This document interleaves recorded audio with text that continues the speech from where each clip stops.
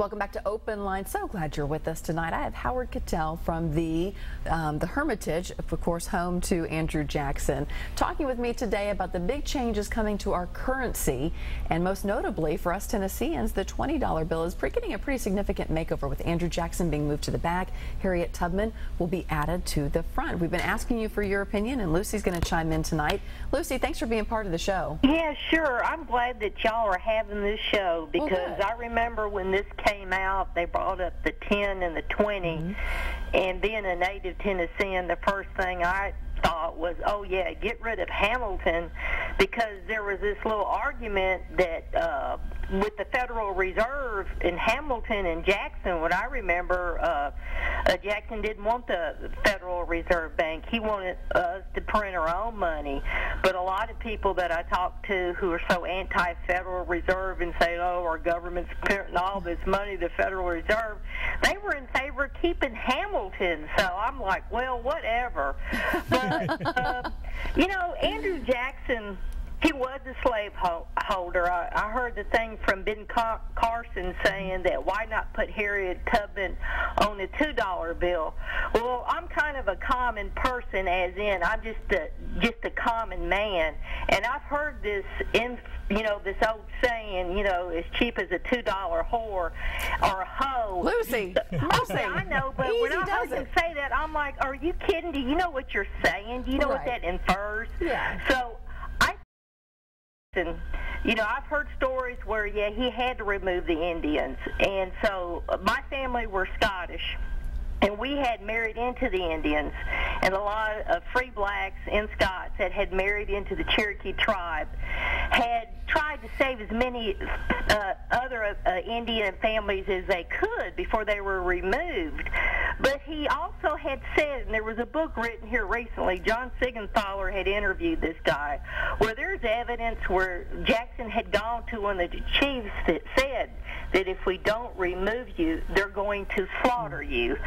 So I think Andrew Jackson, with all of his faults, would probably be happy to sit on the back of the bill with the White House, because he was the president, and let Miss Harriet Tubman move to the front of the bill.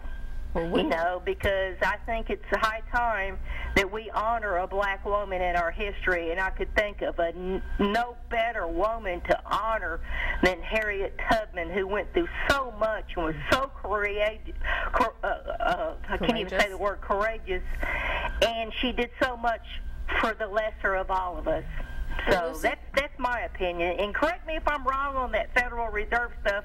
I want to hear what you have to say about Hamilton and Jackson, if you don't mind. All right, Lucy, let's talk to Howard about that. What about that?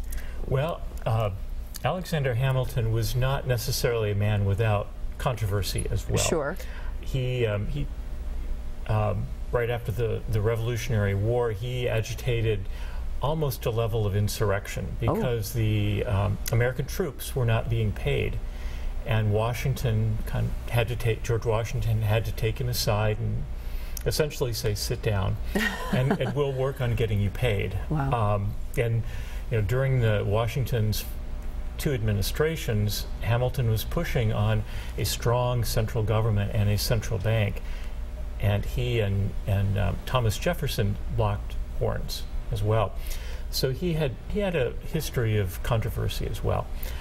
But he shaped our banking system to a very great degree.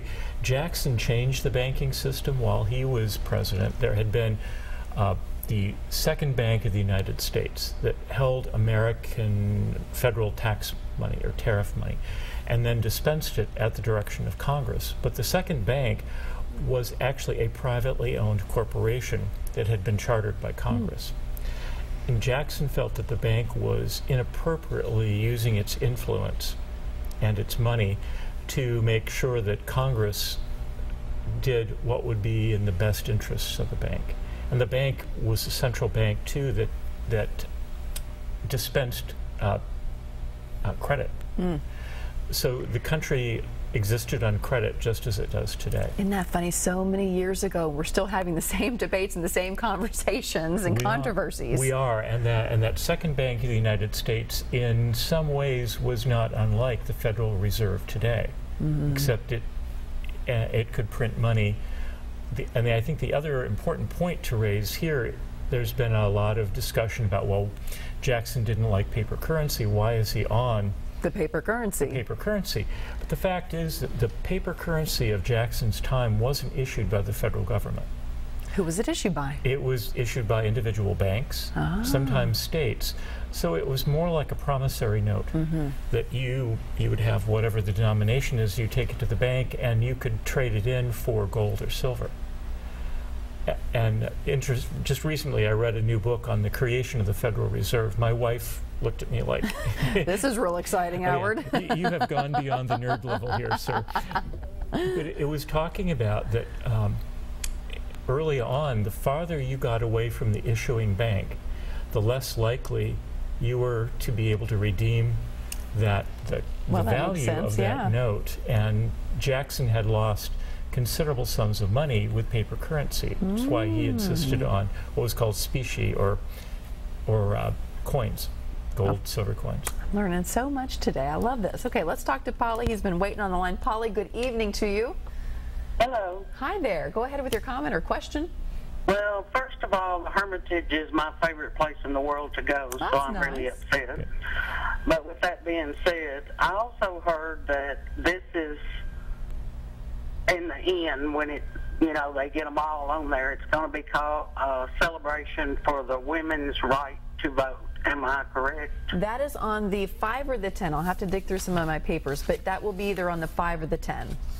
Okay, but talking about, it was in the past that he owned slaves. I personally never owned a slave, so I think people should just let it go and leave the money alone. Well, there you go. All right, good enough. I'm looking through my notes. I'll get back to you on that, Polly. But thank you very much for being with us tonight. All right, let's jump on to, I think we have Roosevelt on the line, too. Roosevelt, are you still with us? Yes, I am. Hi there. And hi. I like to try to be thorough in my understanding of things. And was there a committee that came together to make the decision about Ms. Tubman being on the $20 bill? And also, I'm a women's rights advocate, and I like to share this opportunity to give this website, NAWBO. .org. That's the website where you have the 13 banks in America that are owned by women. And I have not met a woman yet who have even thought that there are banks in America who women own. But I would like to know if there's any kind of, was there a committee that went into this decision, or just one person made the decision? Howard, you probably know better than me, and everything that I've read just talks about Mr. Liu. So. Correct. I suspect that there were a group of people within Treasury, the Secretary of the Treasury, probably the Treasurer herself, Rosie Rios, and several others. There were, I think, in the neighborhood of 500,000 or 1 million comments sent to Treasury about changing the $10 bill and advocating that the 20 be changed. And a lot of this, and Treasury was very upfront about this, that the Broadway play, the smash Broadway play, Hamilton. Isn't that crazy? Weighed in so heavily on this. Yes, yes, and it's the musical is becoming a phenom. Yes. And here it's going to Europe. And I, frankly, was stunned that the passions about Hamilton were that strong. And that maybe even changed or, I don't know, ignited just by a musical. I mean, I know it's phenomenal, but Absolutely.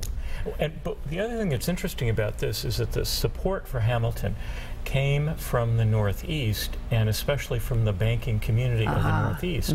The support for Jackson has come from the Southeast, which is exactly how his support broke down during his administration. So as a country, in some ways we have changed radically, and in other ways we're still there. We really haven't. Yeah, that's right. That is very Well, thank you. Roosevelt, thank you for being with us tonight. I always enjoy hearing from you. One last comment. Sure. Everyone should do a tour of the Federal Reserve Bank. Have you ever done that?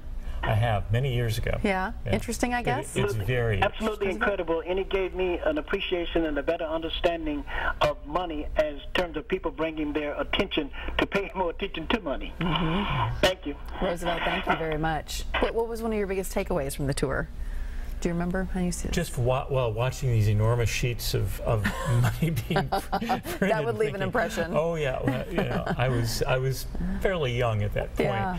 but just seeing these stacks of money, almost like when you go to a newspaper and you see the newspapers being printed, just stunned. Yeah, absolutely. You know, I do wonder why, because we love compromise in this day and age, why they didn't keep Andrew Jackson on some bills, but also decide to print another one with Harriet Tubman, another 20. Well, if I were king or something, that's probably the option I would choose. You know, the European currency, and England in particular, but other European countries print multiple versions of the same denomination, and they update them far more frequently than we have. And that was the original proposal for the $5 bill. Initially Hamilton was going to be completely removed, and then version or Plan 2.0 came out that Hamilton would be on some, and other individuals would be on other versions of the same $5 bill. And maybe a slightly better compromise would have been Jackson and Tubman and others on the front of the 20, but the fact that he's still staying on the 20, and the interesting thing is too that he's on the back of the 20 with the White House and the big porch that we always see in the White House with the limos. Jackson, that was built while Jackson was president. Oh wow. So well, that White is House very was fitting. finally finished while he was president. All right, interesting indeed. We're going to take another quick break. Before we do, I want to tell Polly, who called in, she was asking about the women's suffrage movement. That will be commemorated on the new $10 bill, so you can look for that. All right, we're coming right back with more of your comments, calls, questions. And we're going to learn a little bit more about Andrew Jackson, so stick around.